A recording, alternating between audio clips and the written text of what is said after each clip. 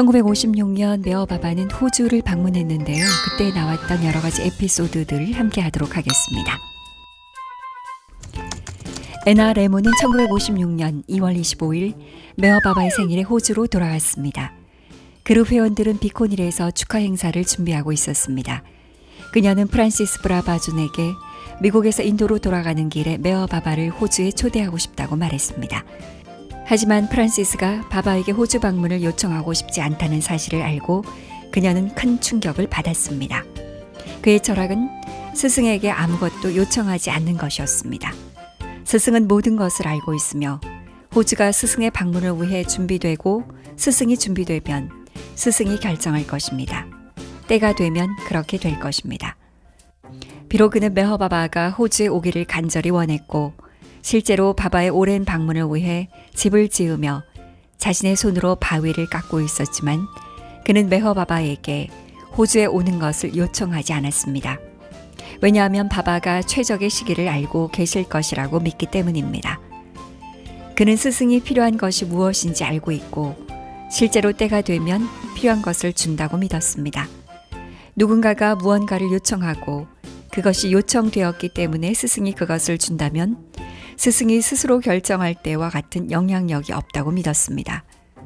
프란시스는 이러한 믿음에 매우 진지했고 메어바바에 대한 큰 믿음을 가지고 있었습니다.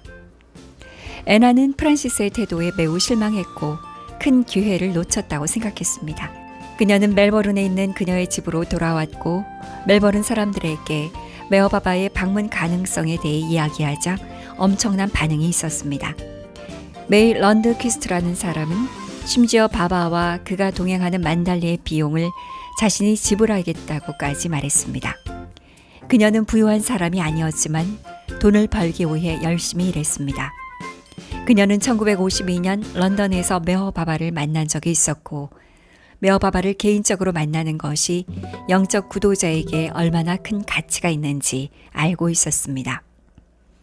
수피즘에서는 한순간의 명상이 100년의 기도와 맞먹고 스승의 현존과의 한순간이 100년의 명상과 맞먹는다고 가르칩니다.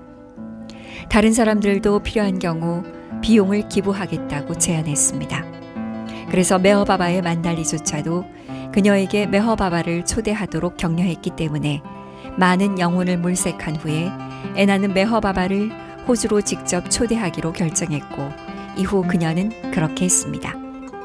메어바바는 은둔 중이었고 그의 여동생 마니가 그에게 7월에 호주에 오기를 바라는 애나의 간절한 마음을 전달하자 그는 호주에 오기로 동의했습니다.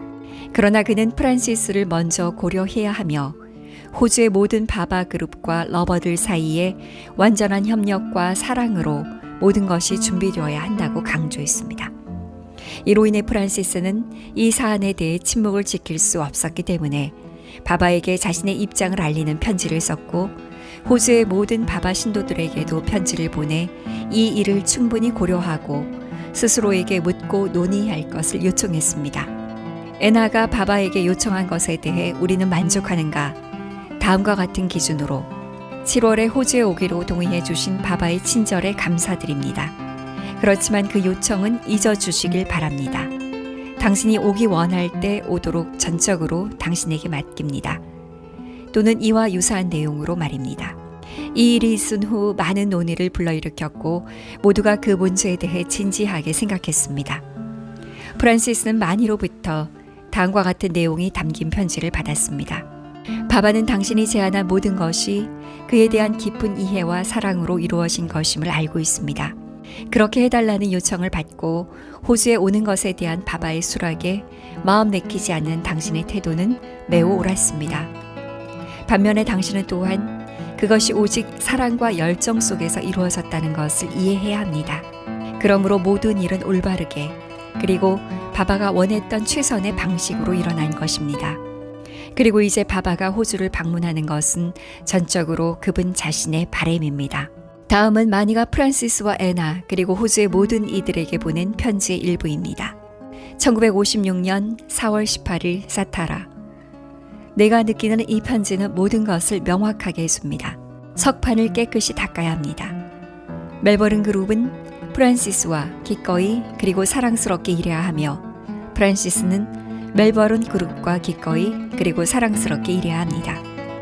바바를 사랑하는 것은 쉽지만 그를 따르는 것이 항상 쉽지만은 않으며 이러한 작은 시험과 장애물은 바바에 대한 우리의 사랑을 측정하는 그의 방식입니다.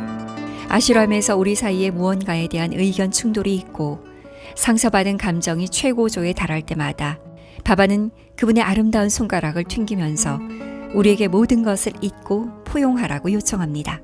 당시에는 끔찍하게 어려운 일이었지만 우리가 그를 사랑할 때는 가능했고 일단 그렇게 되면 아주 쉬워집니다.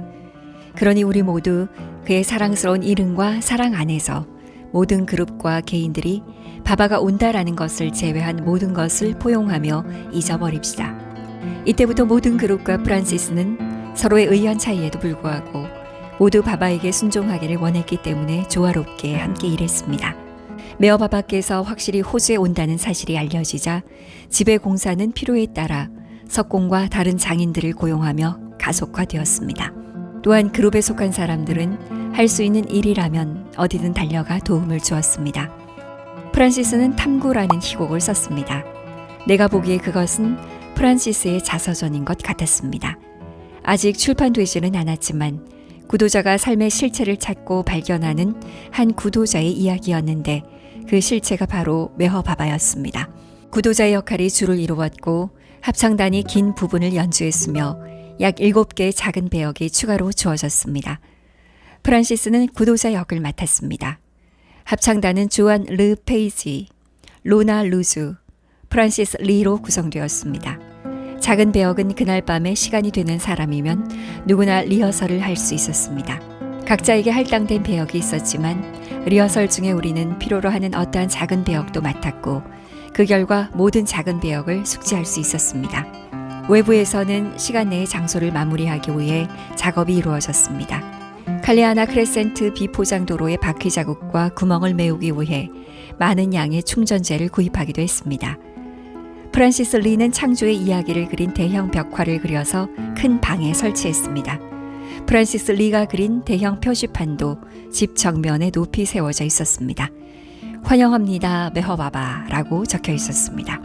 그보다 앞서 1956년 2월 나는 클라리스 아담스로부터 최근 인도에서 메허바바와의 만남을 언급하는 회람을 받았고 호주 사람들을 위한 다음의 메시지가 포함되어 있었습니다.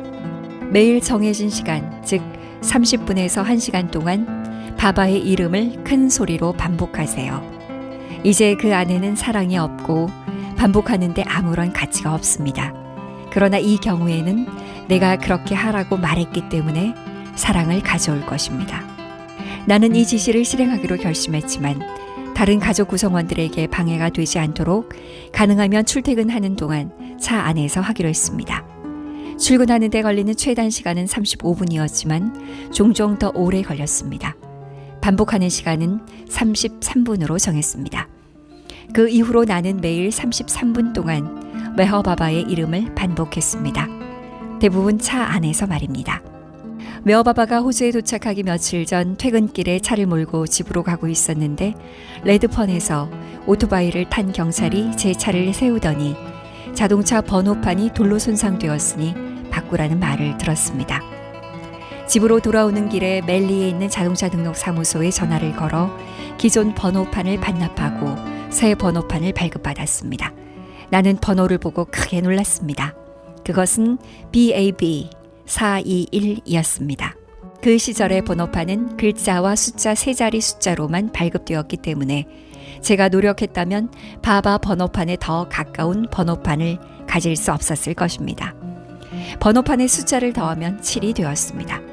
다른 사람들은 어떻게 바바 번호판을 얻었는지 물어보곤 했습니다.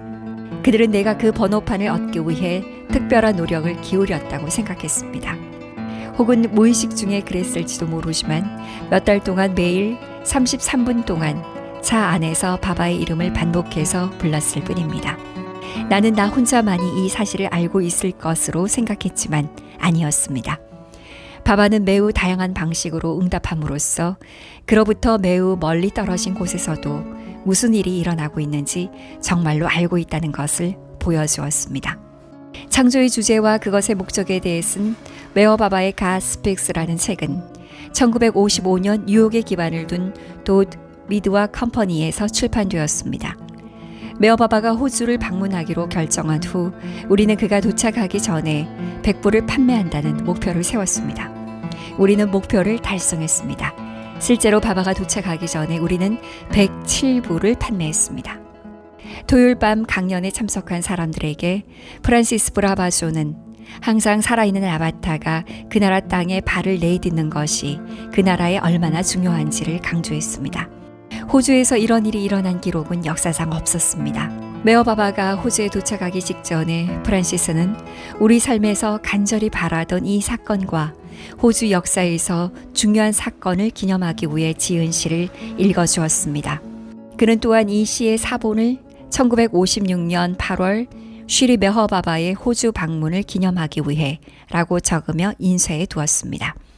이 시의 사본이 여기에 포함되어 있습니다. 이제 기쁨의 순간이 왔습니다. 이제 이 땅에 기쁨의 순간이 왔습니다. 여성의 기다림 속에 시대를 거쳐 기다려온 순간입니다. 바바의 순간과 그녀의 땅에 그의 발이 닿는 순간, 그리고 그녀의 목마른 입술과 영혼의 외침까지 그의 침묵의 말씀은 강처럼 흐릅니다. 이제 우리 가슴 속에 기쁨의 순간이 왔고 그의 발걸음에 우리 영혼이 춤추며 뛰는 순간, 우리 가슴에 결박이 풀리고 우리의 가슴이 찢어지는 순간, 사랑과 충만함의 꽃들의 웃음속으로, 그리고 그의 영광과 인간성을 향한 바다 못지않은 우리 영혼은 파도처럼 밀려옵니다. 이제 우리 역사가 시작됩니다. 도끼꾼의 손이 도끼에서 물러나듯 원함이 사라진 우리의 감각은 미친 듯이 질주하고 강의 물줄기는 모두 바다로 흐릅니다. 가슴속 영역과 범위를 개방하기 위해 정신적인 타격을 변화시키고 영혼의 감각과 향기를 위해 감각을 줄이며 하나님의 밀밭과 과수원을 위해 수로를 엽니다. 이 역사의 책들이 이야기를 들려줄 것입니다. 사랑 이외의 모든 것을 잃은 이름 없는 남성과 여성들 중에서, 그리고 사랑 안에서 완전히 사라지는 이야기입니다. 목장과 농작물의 영웅들과 폭풍에 휩쓸린 넓은 바다 위의 농부들의 이야기이며, 작업대에서 일하는 모험가들과 하나님을 찾기 위해 쇼핑 바구니를 들고 나가는 주부들의 이야기입니다. 하지만 지금은 역사가 아니라 순간입니다. 하나님의 순간, 이 호주 땅에 그가 출현합니다. 그의 발이 이 땅에 닿는 순간과 그의 말씀의 숨결이 산들바람에 닿고 우리 생명의 숨결에 닿는 순간입니다. 오랫동안 기다려온 순간, 기쁨의 순간, 그리고 불안의 순간, 각자의 어느 때에, 각각의 잎과 흙과 돌멩이 조각의 어느 때에, 누군가에게 그분의 시선이 떨어지는 곳에는 항복의 문제를 결정해야 하고 그가 원하는 대로 자신의 삶을 내려놓아야 합니다. 프란시스 브라바존